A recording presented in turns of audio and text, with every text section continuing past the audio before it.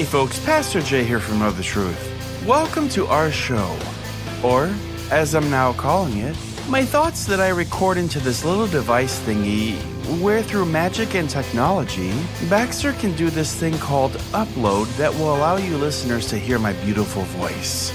My goal here is to continue to spread the truth while simultaneously letting all of you know where we are in case, God forbid, we end up trapped in one of those red rooms in the dark web. We are coming to you from a stable, yet disgusting truck that reeks of garbage and intestines thanks to a large object that I crashed into a few hours ago. The local time is 11:53 p.m. and Baxter, I wish you'd stop spitting those goddamn sunflower seeds all over the floor. Yeah, well, I wish you'd stop putting your chewed nicotine gum on my side of the vehicle. Yeah, well, I wish you'd open the door and jump onto the highway. Life is so unfair, Pastor Jay. Fuck you, dude. So, the strangest thing just happened to us. Right now we're in Nebraska coming up on Lincoln, and we got pulled over. Not by the cops necessarily, but, well, we got pulled over by the Illuminati. Actually, you mean the Men in Black, Pastor Jay. Same fucking thing, dude. Same fucking thing. Well, how's that? They have to tell themselves that they're in the Illuminati because, well, the Men in Black are so secretive that the Men in Black don't even know that they're in the Men in Black. Oh, what? They fucking tell themselves that they're in the Illuminati so that they can keep themselves secret from themselves, I guess. So, that makes sense? Anyway, they pulled us over. Well, it was just one guy. But here's the thing. After the initial Illuminati/Man in Black agent approached us, he was followed by a hooded nun who appeared out of nowhere. I guess he didn't seem to notice her.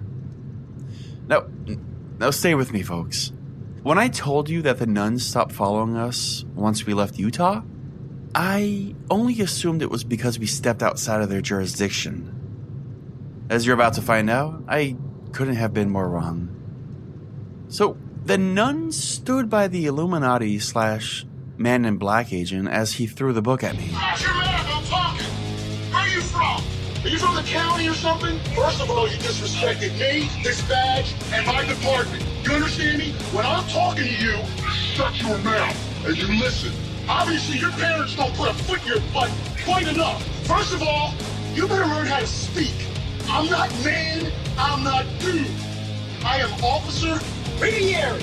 Now, the sooner you learn that, the longer you're going to live in this world. Because you go around doing this kind of stuff, somebody's going to kill you. I tried to act scared as I didn't want to push this man any further, but her presence kept distracting me to the point where my eyes finally fell firmly onto her breasts. I'll be honest, by this point, I desperately wanted the ground to start shaking again.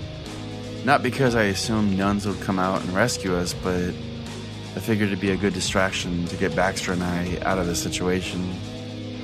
This man's voice faded into the background as I inspected this nun a little further. Her entire body was completely covered with a robe, not unlike the garments the other nuns had. Around her neck was a large gold necklace with a Scientology insignia. Next to her insignia and pinned to her lapel was a name tag that read, L. Ron Hubbard. No shit, I thought. Isn't this the same person who invented the Hubbard telescope? I swore it was a dude. Huh. I guess women can do things too.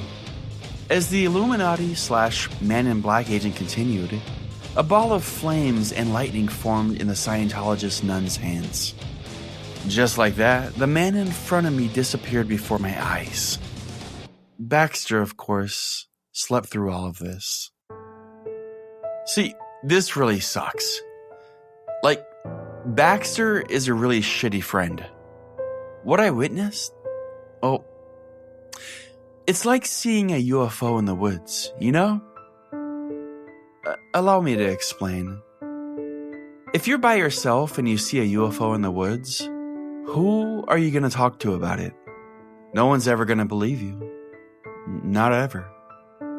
But if you have a friend with you, a good friend who you can trust, unlike Baxter, and they witness the same thing, you never have to worry about telling anyone else.